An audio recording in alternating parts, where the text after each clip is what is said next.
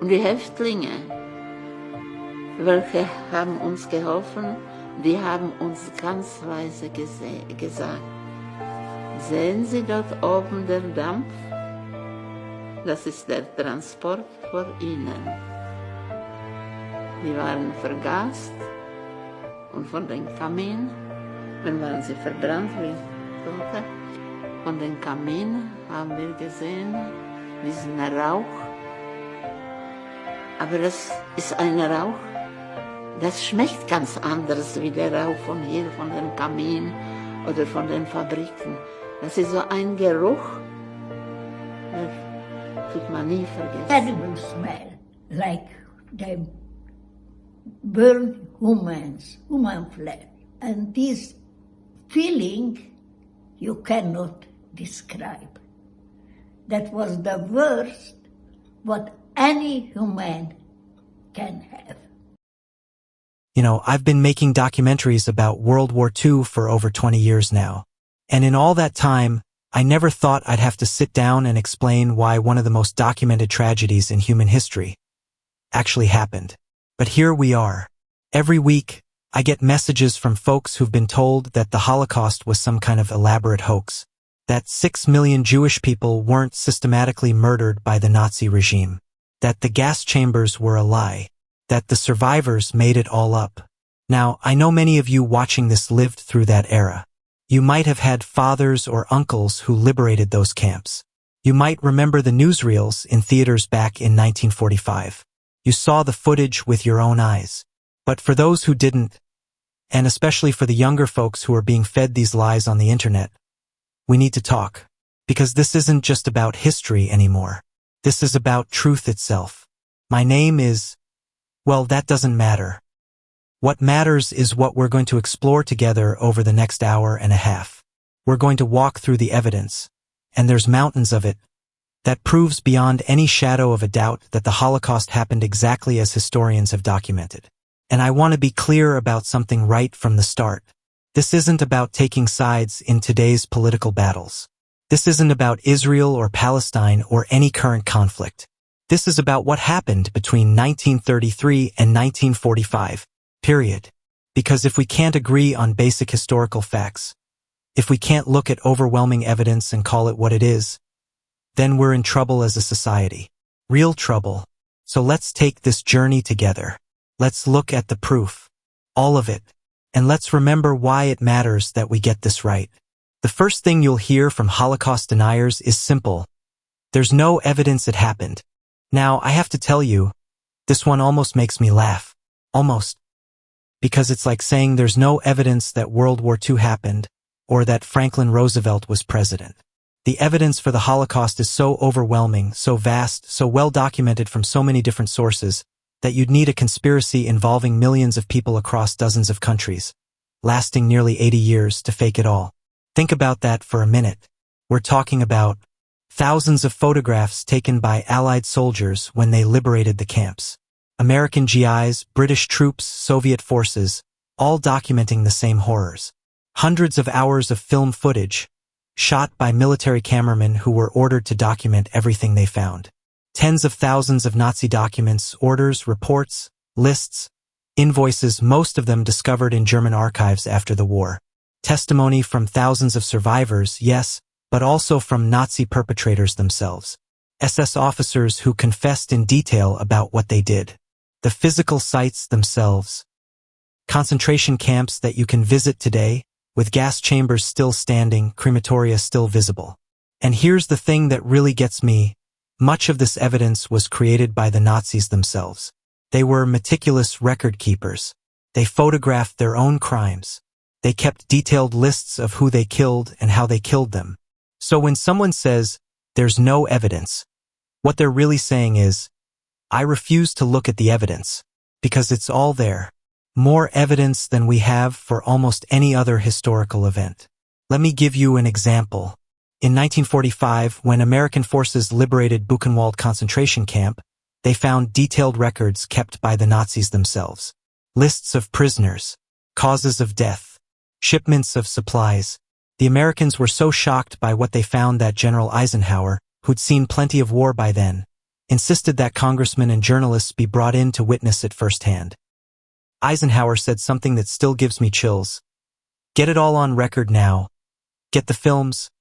Get the witnesses. Because somewhere down the road of history some bastard will get up and say that this never happened. Smart man Eisenhower. Because that's exactly what's happening today. But let's dig deeper. Because the deniers have gotten more sophisticated over the years. They don't just say no evidence anymore. They've gotten more specific in their lies. The second thing you'll hear is, well, the only evidence is what the survivors told us. And people lie. Now, this one is particularly cruel because it essentially calls every Holocaust survivor a liar. People who lived through hell and somehow found the strength to tell their stories. They're being called liars. But here's the thing.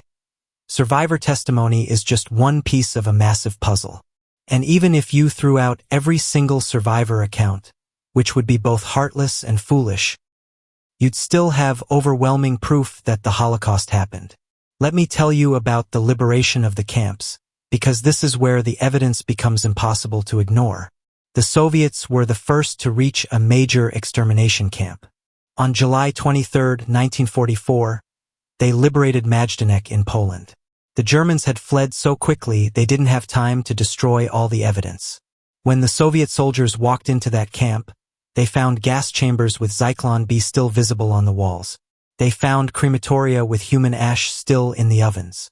They found warehouses filled with human hair, tons of it. Mountains of shoes, clothes, eyeglasses. The Soviet photographers and cameramen documented everything. They sent the footage to their American and British allies. And you know what happened? The Western allies didn't believe it at first. They thought it was Soviet propaganda, because the scale of what they were seeing was beyond human comprehension. But then the Americans started liberating camps on the Western Front. Dachau, Bergen-Belsen, Buchenwald, and they saw the exact same things the Soviets had found. General Patton, a tough soldier who'd seen plenty of combat, walked through Buchenwald and was so sickened he couldn't finish his inspection. He ordered every American unit in the area to march through the camp so they could see what they were fighting against. These weren't survivors telling stories. These were hardened combat veterans documenting what they found with their own eyes. But it gets even more damning, because we also have confessions from the perpetrators themselves. Rudolf Haas was the commandant of Auschwitz. After the war, he was captured and put on trial.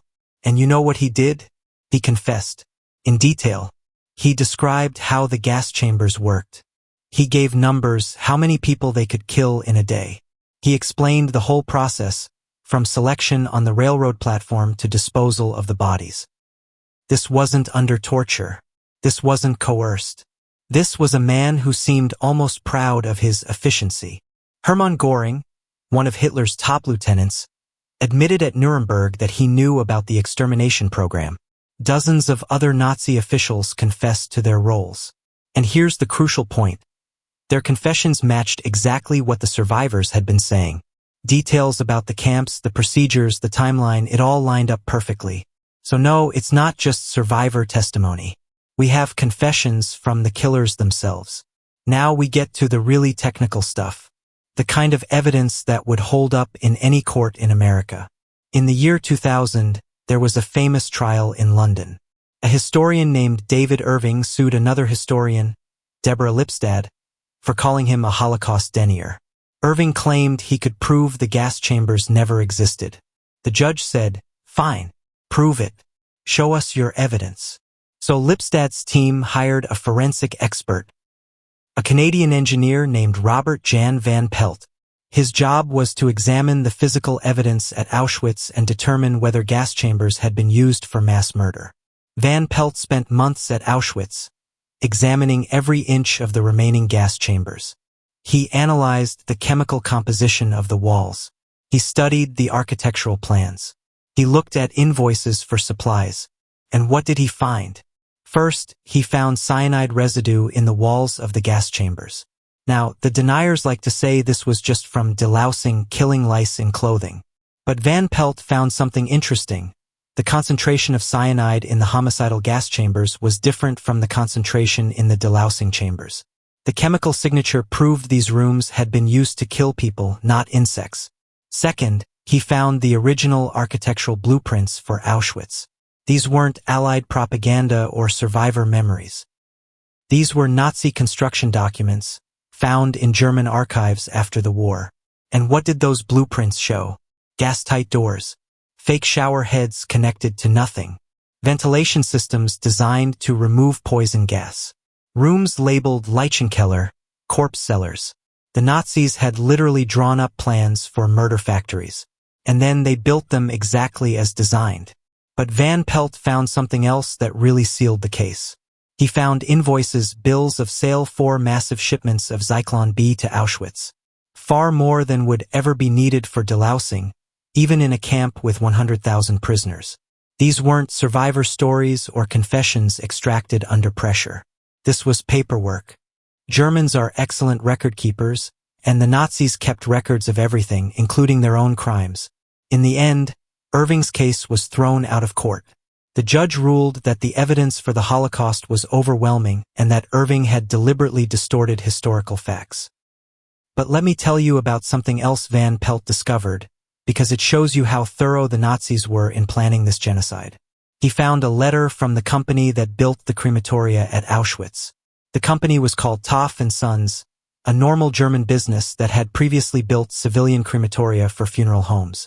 In this letter, the company representatives were complaining to the SS about delays in construction. They wrote, "We are falling behind schedule on the installation of the ovens for burning corpses. Please send more workers so we can meet our quota of bodies per day." A private company, writing matter-of-factly about quotas for burning human beings. This wasn't ideology or propaganda. This was business correspondence about mass murder. And Van Pelt found hundreds of documents like this. Invoices for Zyklon B, construction contracts for gas chambers, shipping manifests for trains carrying thousands of people to their deaths. The paper trail is endless, and it all points to the same conclusion. The Nazis built a massive industrial system for murdering human beings, and they documented almost every aspect of it. Now, here's where we get to one of the most chilling pieces of evidence. Because some deniers like to claim that even if killings happened, there was no organized plan. That it was all just local commanders acting on their own. This is where the Wannsee Conference comes in. On January 20th, 1942, 15 high-ranking Nazi officials met at a villa in Wannsee, a suburb of Berlin. The meeting was organized by Reinhard Heydrich, one of the main architects of the Holocaust. The purpose of the meeting was to coordinate what they called the final solution to the Jewish question. In plain English, how to murder every Jewish person in Nazi-occupied Europe. Now, here's the remarkable thing. We have the minutes from this meeting. Not reconstructed from memory, not based on testimony. The actual typed notes from the conference, discovered after the war in German archives. The language in these minutes is bureaucratic, almost boring. But what they're discussing is the systematic murder of 11 million people. They talk about different methods of killing. They discuss transportation logistics, how to get millions of people to the death camps efficiently. They argue about who qualifies as Jewish and therefore should be murdered. One participant, Adolf Eichmann, later testified that the meeting was essentially about how to kill Jews faster. The minutes show that this wasn't some spontaneous outbreak of violence. This was planned, coordinated, industrial-scale murder. They had charts showing how many Jews lived in each country. They had timetables for when each region would be cleared. And here's what really gets to me. They were worried about efficiency. One official complained that shooting was too slow and was affecting the morale of the soldiers doing the killing. So they discussed more humane methods, meaning gas chambers that would kill more people more quickly. They were treating mass murder like a business problem to be solved. The Wannsee Protocol, that's what historians call these minutes, is one of the most damning documents in human history. It proves beyond any doubt that the Holocaust was planned at the highest levels of the Nazi government. But you know what? You don't have to take my word for it. The Wannsee Protocol is available online. You can read it yourself. It's been translated into English. Go look at it. Read what these men discussed over lunch on that January day in 1942. Read how casually they planned the murder of millions of human beings. And then ask yourself, how could anyone claim this was all made up? Now we come to probably the most common form of Holocaust denial I encounter these days. It's what I call soft denial.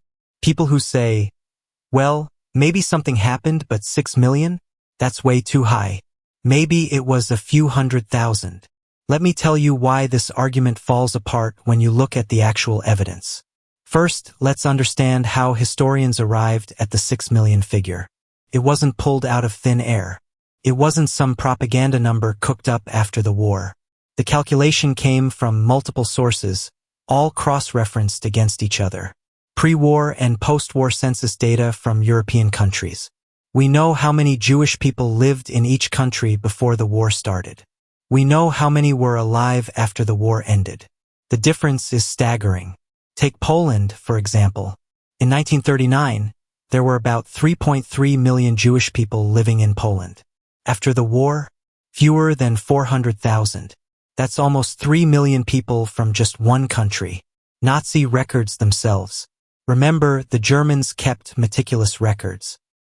They had lists of people deported to camps. They had daily reports from camp commandants. They had transportation schedules. The Korher report, compiled in 1943 for Heinrich Himmler, documented the evacuation, their euphemism for murder of over 2.4 million Jews by that date alone. And that was with 2 more years of killing still to come. But let me break this down even further, because I know 6 million is hard to comprehend. The killing didn't happen all at once. It took place over about 3.5 years, from mid-1941 to early 1945. That works out to roughly 4,700 people murdered every single day. Every day for 3.5 years. Put another way, about 200 people every hour. 3 people every minute. 1 person every 20 seconds. Now, I know those numbers sound impossible. Your mind rebels against them because we're not built to comprehend evil on that scale. But let me explain how it was possible, because the Nazis built what can only be described as murder factories. At Auschwitz-Birkenau alone, just one of 6 major extermination camps, they had the capacity to kill 6,000 people in a single day. They had multiple gas chambers, each capable of holding 2,000 people. They had crematoria running around the clock to dispose of the bodies. Rudolf Haas, the commandant of Auschwitz, testified that they could complete the entire process, from arrival to cremation, in less than 4 hours. And Auschwitz was just one camp. There was also Treblinka, Sobibor, Belzec, Chelmno, and Majdanek, each designed for mass murder. But that's only about half the story, because about half of the 6 million weren't killed in gas chambers. They were shot by mobile killing units called Einsatzgruppen, or they died from starvation, disease, and exposure in ghettos and concentration camps. The Einsatzgruppen followed the German army into Eastern Europe, rounding up Jewish civilians and shooting them in mass graves. We have detailed reports from these units. Again, the Germans documented their own crimes. At Babi Yar, outside Kiev, they murdered 33,771 people in just 2 days. We know the exact number because the German officer in charge filed a report. In the ghettos, conditions were deliberately made so horrific that people died by the thousands from hunger and disease. The Warsaw Ghetto, crammed with over 400,000 people in an area smaller than Central Park, saw death rates that would shock you. And here's the thing that really drives the point home. We have Nazi records complaining that the killing wasn't happening fast enough. They were behind their quotas. They needed to be more efficient. Heinrich Himmler himself wrote memos pushing for faster extermination rates. These weren't the ravings of madmen. These were bureaucratic documents about mass murder. So when someone asks me, how could 6 million people be killed? My answer is, very carefully planned industrial-scale murder, carried out by a modern state with all the resources of advanced society. It's not that 6 million is too high. If anything, it's probably too low. Many historians believe the total number of victims, including non-Jewish civilians, was between 11 and 17 million people. You know, I've been throwing a lot of numbers at you. Statistics, documents, legal proceedings. But I think it's important to remember that we're not talking about statistics. We're talking about people. Let me tell you about a document that was found after the war. It's a simple piece of paper, really, a list. It's from a train that arrived at Auschwitz on May 16, 1944. The list contains 3,000 names. Men, women, children. Their ages, their hometowns in Hungary. Next to each name is a number, their assigned prisoner number. And next to that, for all but about 400 of them, is a date. The same date. May 16, 1944. That was the date they were murdered, within hours of arriving at the camp. Sarah Klein, age 7. Murdered May 16, 1944. Abraham Weiss, age 67. Murdered May 16, 1944. Rebecca Molnar, age 23. Murdered May 16, 1944. 3,000 people on one train on one day at one camp. And this went on for years. I want you to think about that when someone tells you the numbers are exaggerated. Each one of those numbers represents a person who got up one morning, probably worried about their family, maybe wondering what they'd have for breakfast, not knowing it would be their last day alive. But let me tell you about something else I found in the archives. Because it's not just about the victims, it's about the perpetrators, too. I found a letter written by a German police officer to his wife. He was stationed in Poland, part of a unit that was shooting Jewish civilians. In the letter, he describes what he calls a difficult day at work.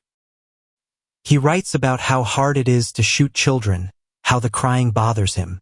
But then he writes, "But orders are orders, and someone has to do this work for the fatherland." This wasn't some crazed Nazi fanatic. This was an ordinary man, a policeman, probably with children of his own. And he was murdering families because he was told to. That's what makes the Holocaust so terrifying. It wasn't carried out by monsters. It was carried out by ordinary people who convinced themselves they were just following orders. I found dozens of letters like this. German soldiers writing home about the special actions they were involved in. Usually complaining about how unpleasant the work was, but never questioning whether they should be doing it. One officer wrote to his wife, "Today we processed 1,500 Jews. It was exhausting work, but necessary for the security of the Reich. Processed, like they were running a factory." And that's exactly what it was, a factory for murder, staffed by ordinary people who had been convinced that their victims weren't really human. You see this in the Nazi propaganda of the time. Jewish people were called vermin, parasites, a disease. Once you convince people that other human beings are somehow less than human, it becomes easier to kill them. This is why denial is so dangerous. Because it's not just about the past, it's about the future. When we forget how ordinary people can become complicit in evil, we make it more likely to happen again. So why do people deny the Holocaust?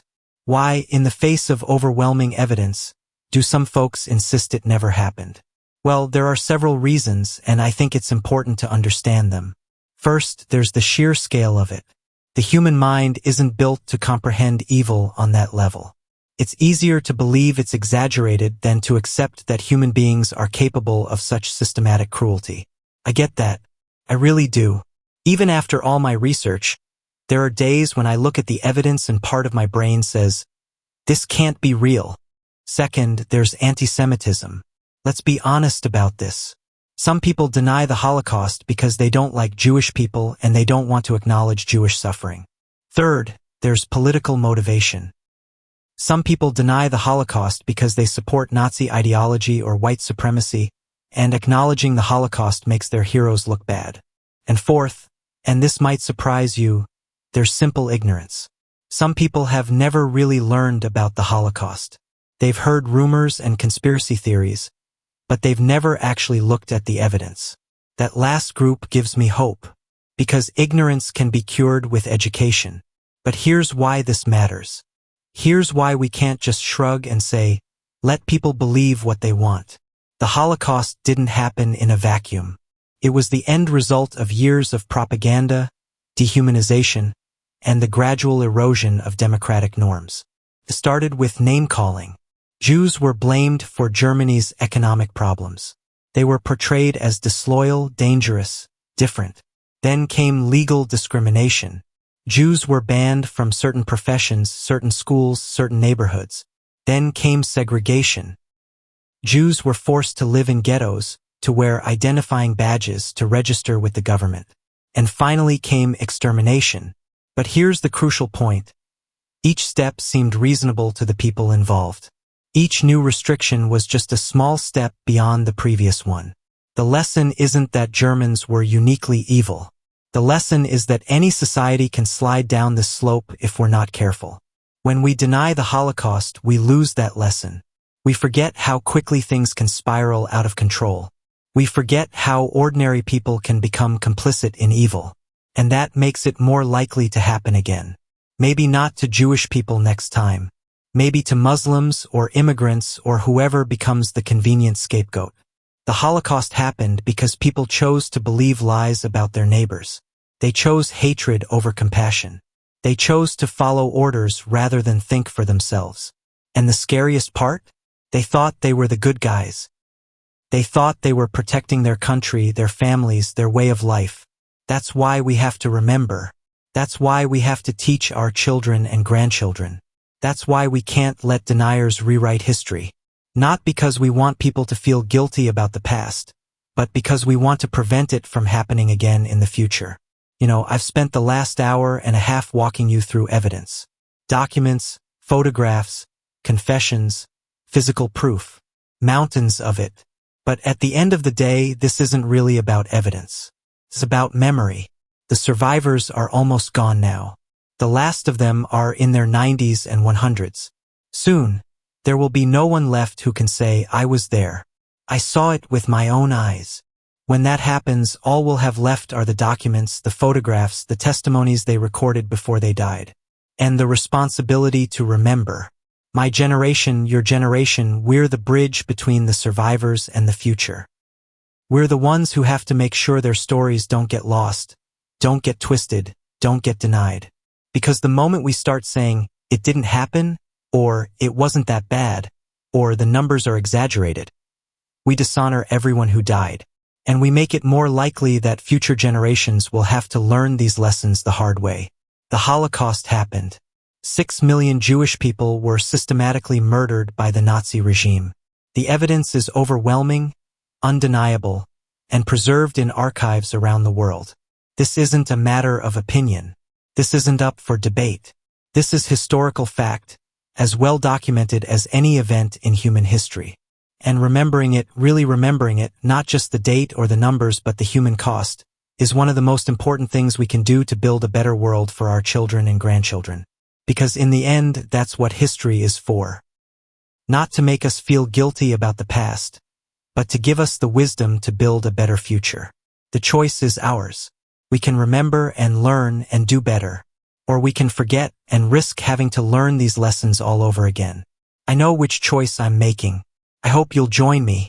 Thank you for listening. And please share what you've learned. Because the truth has a way of setting people free, but only if we're brave enough to tell it.